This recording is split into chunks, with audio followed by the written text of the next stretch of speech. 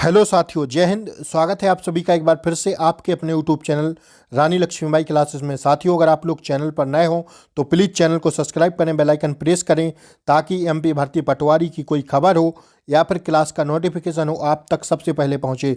तो दोस्तों, मैं शाम को 25 मोस्ट इंपोर्टेंट क्वेश्चन आप लोगों के लिए साइंस से रिलेटेड लेकर आता हूं।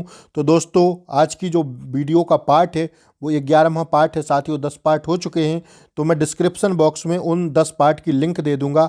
आप लोगों ने अगर नहीं देखे हैं तो वहां से देख सकते हैं। साथियों, पहले क्वेश्चन से स्टार्ट करते हैं। आइए, बगैर समय को गंवाए हुए पहला क्वेश्चन है, एकल कोशिका डैश डैश डैश में पूरे जीव को गठित करती है। साथियों, जो एकल कोशिका होती है साथियों, वो किस में पूरे जीव को गठित करती है?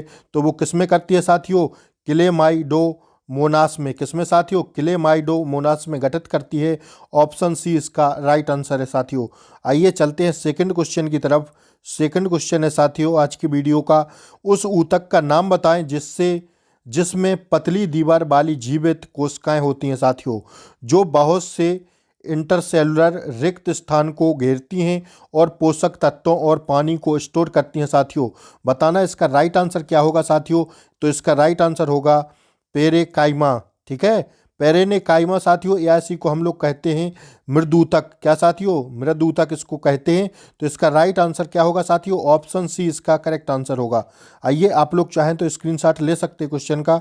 आइए साथियों, आगे बढ़ते हैं हम लोग। आगे का क्वेश्चन है, क्वेश्चन थर्ड है, जाइलम जो जल में संवहन में मदद करता है एक होता है। क्या होता है साथियों?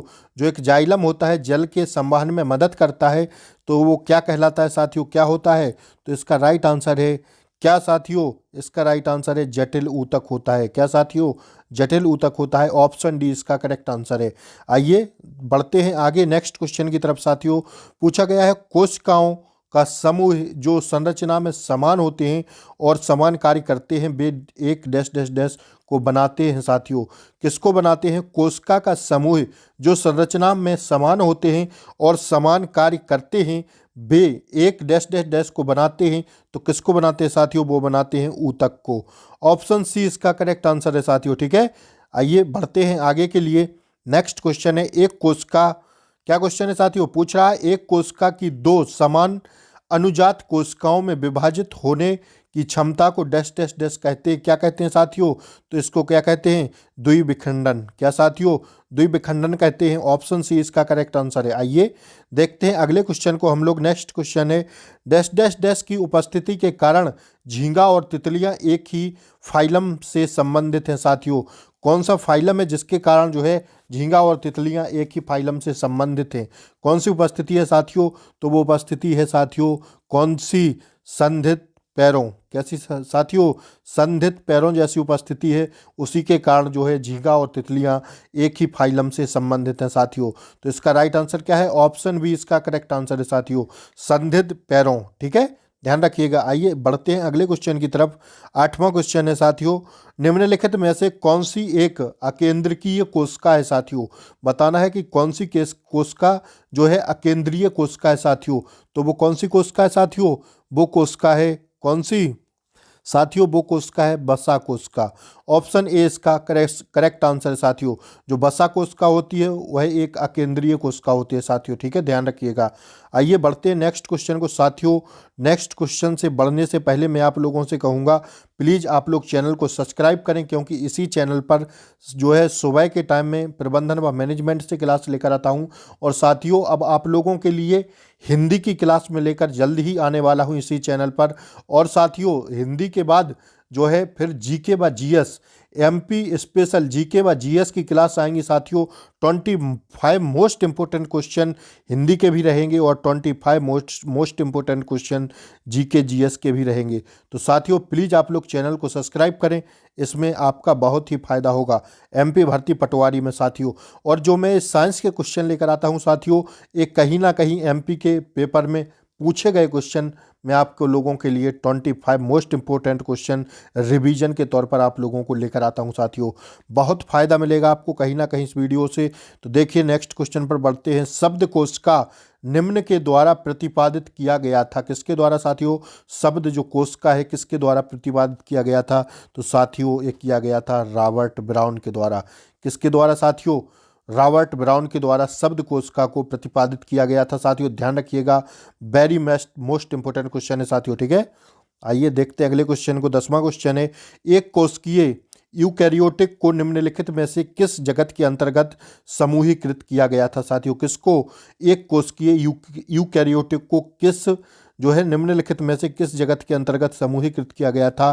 तो साथियों इसका सही आंसर है प्रोटेस्टा। किसके साथियों, किस समूह के अंतर्गत, प्रोटेस्टा समूह के अंतर्गत जो है इसको यूकैरियोटिक को जगत के अंतर्गत समूहीकृत किया गया था। किसके अंतर्गत साथियों, प्रोटेस्टा के अंतर्गत साथियों, ठीक है। बी इसका सही जवाब है। आइए बताना है, उपकला ऊतक जिस प्रकार शरीर अस्तर होता है उसी प्रकार पेशी ऊतक क्या होता है साथियों। तो जो जिस प्रकार उपकला ऊतक शरीर अस्तर होता है उसी प्रकार जो साथियों पेशी ऊतक होता है वो होता है गति। क्या साथियों, गति होता है। तो इसका राइट आंसर होगा ऑप्शन सी। रीजनिंग की तरह क्वेश्चन था साथियों। देखिए आपके पेपर में पूछा गया है, जेल डिपार्टमेंट 4 अक्टूबर 2018 को साथियों। ऐसा भी क्वेश्चन बनने की संभावना रहती है साथियों कहीं ना कहीं, ठीक है। तो इसका राइट आंसर था ऑप्शन सी। नेक्स्ट क्वेश्चन है साथियों, बहुकोशिकीय जीव को जो कि वंडिंग द्वारा प्रजनत होता है उसको क्या कहते हैं साथियों। तो उसको हम लोग क्या कहते हैं, उसको कहते हैं साथियों हाइड्रा। क्या साथियों, हाइड्रा। ऑप्शन बी इसका करेक्ट आंसर है, ठीक है। आइए देखते हैं नेक्स्ट क्वेश्चन को। पूछा गया है, कोशिका का वह भाग जो कोशिकाओं के अंदर और बाहर के पदार्थों की गतिशीलता को नियंत्रित करता है निम्न है। क्या कहते हैं साथियों उसको, तो उसको क्या कहते हैं साथियों। इसका राइट आंसर होगा, इसको कहते हैं कोशिका झिल्ली साथियों। ऑप्शन डी इसका करेक्ट आंसर है, ठीक है साथियों। आगे बढ़ते हैं हम लोग नेक्स्ट क्वेश्चन पर। नेक्स्ट क्वेश्चन है 14वां क्वेश्चन है साथियों, कोशिका के संबंध में निम्नलिखित में से गलत कथन की पहचान कीजिए साथियों। गलत कथन बचाना है। देखिए रॉबर्ट ब्राउन ने कोशिका झिल्ली कोशिका केंद्रक की खोज की साथियों, एकदम सही है, ठीक है। तो इसका जो गलत कथन होगा साथियों वो गलत कथन होगा ऑप्शन ए वाला साथियों। सी और डी भी सही है। आप लोग प्लीज ऑप्शंस को एक बार देख लें अच्छे से, चाहें तो स्क्रीनशॉट ले सकते हैं। देखिए अब जो गलत कथन है साथियों वो ऑप्शन ए इसका सही आंसर है। रॉबर्ट हुक ने समझाया कि नई कोशिकाएं पूर्व मौजूदा कोशिकाओं से उत्पन्न होती हैं, यही कथन साथियों इसका गलत है। तो ऑप्शन ए इसका राइट आंसर है साथियों, ठीक है।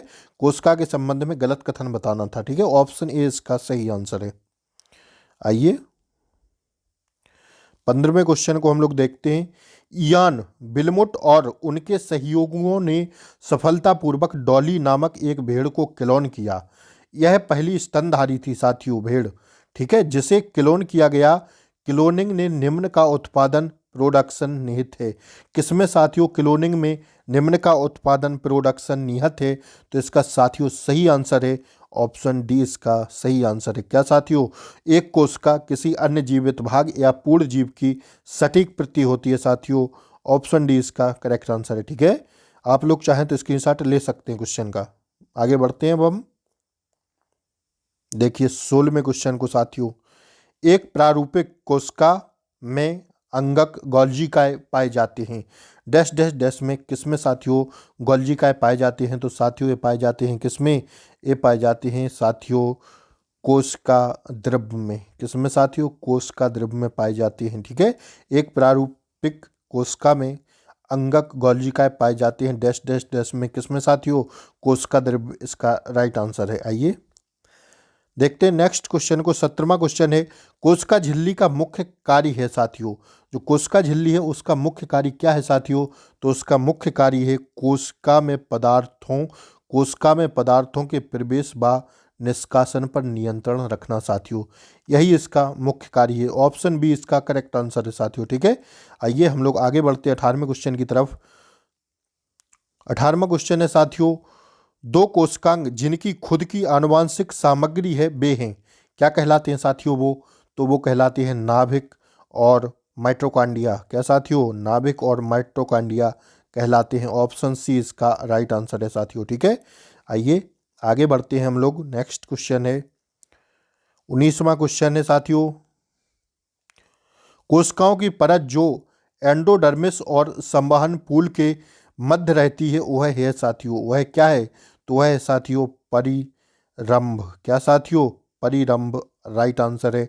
ऑप्शन सी इसका करेक्ट आंसर है साथियों। ठीक है, आइए बढ़ते हैं हम लोग नेक्स्ट क्वेश्चन की ओर। 20वां क्वेश्चन है, संवहनी पादपों में निम्नलिखित में से कौन से अंग द्वारा जल का संचरण होता है साथियों। संवहनी पादपों में निम्नलिखित में से कौन से अंग द्वारा जल का संचरण होता है, तो वो बताना है अंग क्या कौन सा होता है। तो साथियों वो होगा जाइलम ऊतक। किसके द्वारा साथियों, जाइलम ऊतक अंग के द्वारा जल का संचरण होता है साथियों। किसके द्वारा, जाइलम ऊतक के द्वारा। ठीक है, ऑप्शन डी इसका करेक्ट आंसर है। ठीक है, आइए आगे बढ़ते हैं नेक्स्ट क्वेश्चन की ओर। 21वां क्वेश्चन है, कोशिका अंगक जो पाचक प्रकन्व प्रकन्य हार्मोन्स का स्रावत करती है साथियों, क्या कहलाती है। इसको क्या कहेंगे साथियों, इसका राइट आंसर होगा क्या, इसका राइट आंसर होगा साथियों जो होगा लयनकाय या लाइसोसोम साथियों। ऑप्शन डी इसका करेक्ट आंसर है साथियों। ठीक है, आइए देखते हैं 22वें क्वेश्चन को साथियों। ब्राहा श्वसन शब्द का मतलब क्या होता है साथियों।